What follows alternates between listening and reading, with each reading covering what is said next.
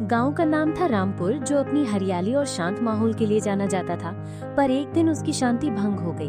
दोपहर का समय था, सूरज सिर पर था और बच्चे स्कूल से लौट रहे थे। तभी अचानक आसमान से कुछ गिरना शुरू हो गया। पहले तो लोगों को लगा कि ये बारिश की बूंदें हैं, पर जब उन्होंने ध्यान से देखा तो उनकी आंखें फटी की फटी रह गईं। आसमान से खाना गिर रहा था, गर्मा गर्म पूड़ियाँ, सब्जियाँ, गुलाब जामुन और तरह तरह की मिठाइयाँ। एक पल के लिए तो किसी को यकीन ही नहीं हुआ। गांव के सरपंच रामलाल ने अपने घर से बाहर आके देखा तो वो भी हैरान थे।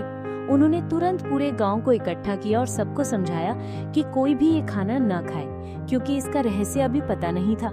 कुछ बच्चे तो खाने को देखकर ललचा रहे थे, पर बड़ों की बात मानकर सबने धैर्य रखा। खाने का ढेर गांव के बीचों बीच लग गया था। हर कोई जानना चाहता था कि ये कहां से आया। गांव के सबसे बुजुर्ग दादा किशन ने सबको बताया कि उन्होंने अपने जीवन में ऐसा कभी नहीं देखा। सरपंच ने गांव के सबसे समझदार और पढ़े लिखे नौजवान अर्जुन और उसकी बहन प्रिया को इस रहस्य को सुलझाने की जिम्मेदारी दी। अर्जुन ने कुछ खाने के टुकड़े लिए और उसकी जांच करने लगा। उसने पाया कि खाने का स्वाद और बनावट बिल्कुल सामान्य है, पर ये आया कहां से, ये अब भी एक बड़ा सवाल था। प्रिया ने आसमान की ओर देखा। उसे आसमान में एक अजीब सी चमकती हुई चीज दिखाई दी।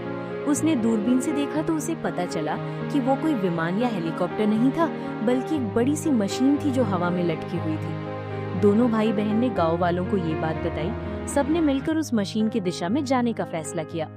जैसे जैसे वे आगे बढ़े, उन्हें पता चला कि वो मशीन एक पहाड़ी के पीछे छिपी हुई थी।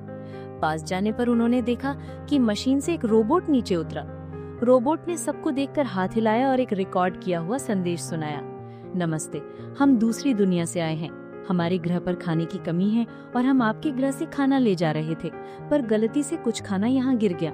इसके लिए हम माफी चाहते हैं। हमारा मकसद आपको नुकसान पहुँचाना नहीं था, बल्कि आपके स्वादिष्ट खाने का नमूना लेना था।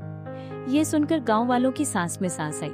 रोबोट ने गांव वालों को धन्यवाद दिया और एक छोटी सी उपहार पेटी दी, जिसमें उनके ग्रह के कुछ बीज थे जो बहुत तेजी से उग सकते थे। रोबोट और मशीन वापस आसमान में गायब हो गए। गांव वालों ने चैन की सांस ली। उन्होंने उस आसमानी खाने को गरीबों और जरूरतमंदों में बांट दिया। सबने मिलकर एक बड़ा भोज किया, पर इस बार उन्हें पता था कि ये खाना कोई साधारण खाना नहीं, बल्कि दो अलग अलग दुनियाओं को जोड़ने का एक अद्भुत पुल था।